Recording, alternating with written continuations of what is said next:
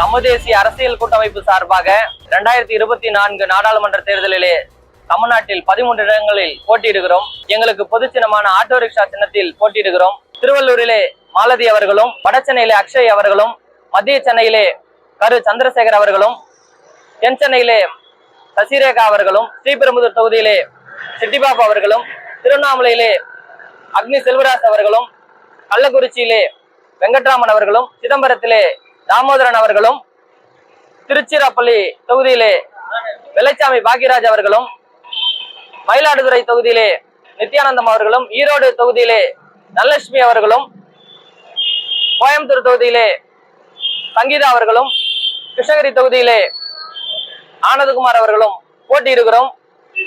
நாங்கள் வெற்றி பெற்றால் நாடாளுமன்ற உறுப்பினருக்கு ஒதுக்கக்கூடிய வருடத்திற்கு 5 கோடி ரூபாய் ஒதுக்குகிறார்கள்.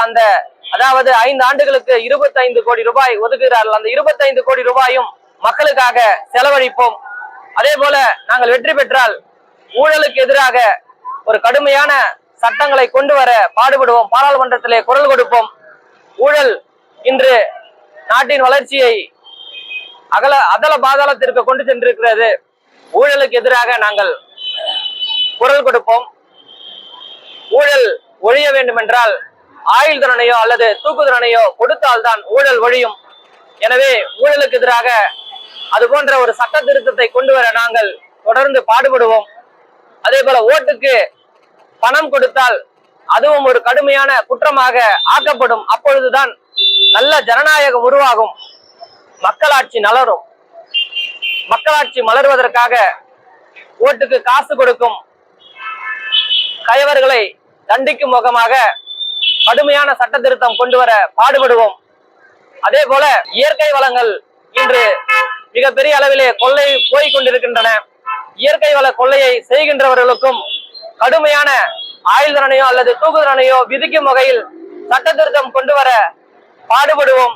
அதே போல ஊழல் அரசியல்வாதிகளின் சொத்துக்களை முழுவதுமாக கைப்பற்றி அரசுடைமையாக்க சட்ட திருத்தம் கொண்டு வர பாடுபடுவோம். அதே போல அரசியல்வாதிகள் வெளிநாடுகளில் ஏராளமான சொத்துக்களையும் குவித்து வைத்திருக்கிறார்கள்.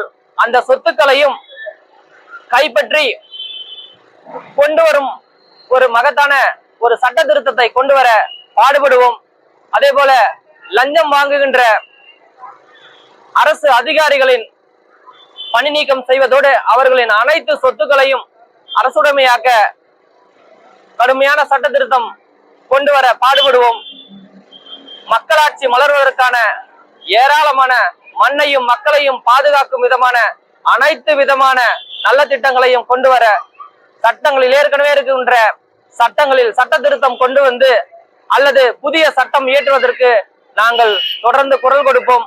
அதே போல இன்று தமிழ்நாட்டில் அகதிகளாக வாழ்ந்து கொண்டிருக்கும், விலங்குகளை விட கீழ்த்தரமான நிலையிலே வாழ்ந்து கொண்டிருக்கும் இலங்கை தமிழர்கள் மறுவாழ்வு பெறுவதற்காக அனைத்து வகையிலும் நாங்கள் பாடுபடுவோம்.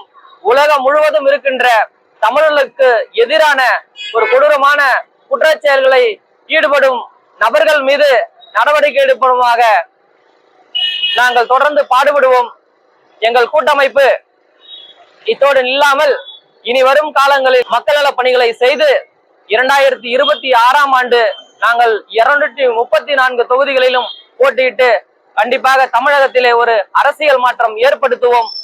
எங்களுடைய முக்கியமான ஒரே நோக்கம் ஏனென்றால் நாங்கள் நேர்மையான ஆட்சியை கொடுக்க வேண்டும் என்று நினைக்கின்றோம். எனவே லஞ்ச ஊழலுக்கு எதிராக நாங்கள் தொடர்ந்து பாடுபடுவோம். எனவே மாணவர்கள், இளைஞர்கள், சமூக செயல்பாட்டாளர்கள் உங்கள் அனைவரையும் வேண்டி விரும்பி கேட்டுக்கொள்கிறோம்.